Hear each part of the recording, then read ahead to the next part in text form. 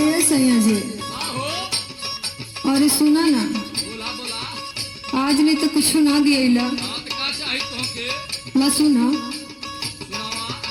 सैया घर ही बनाई दा सुनार हो गढ़ा दा झोपेदार झूलने।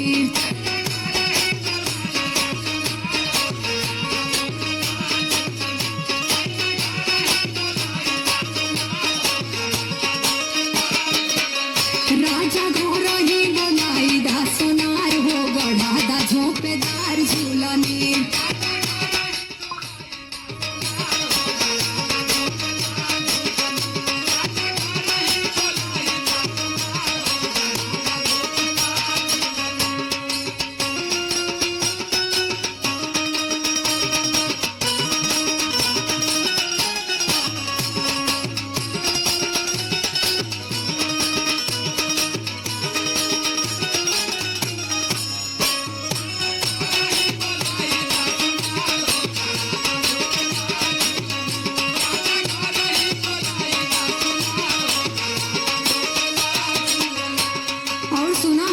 चाहिए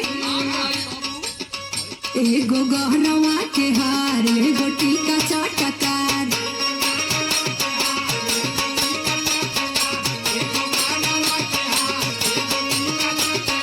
कमर पर धन चाही चाही पायल झनकार,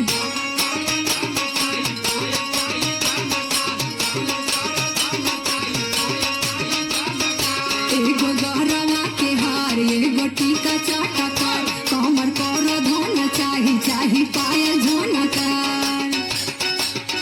हमर कद पूरा हो, हमर कद पूरा सोरा हो, सिंगार हो गढ़ा दा झोपेदार झूलने।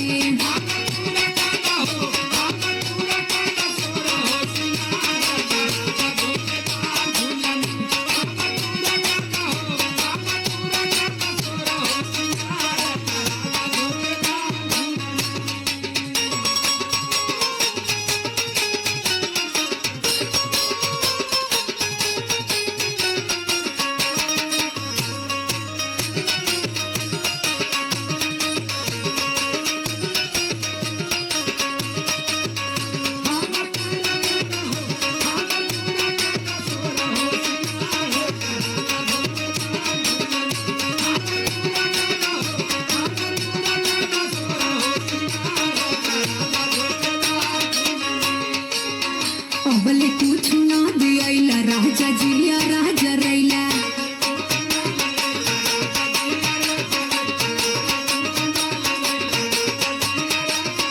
मांगी जवन जवन तुमसे नाही कुछ दियाइला।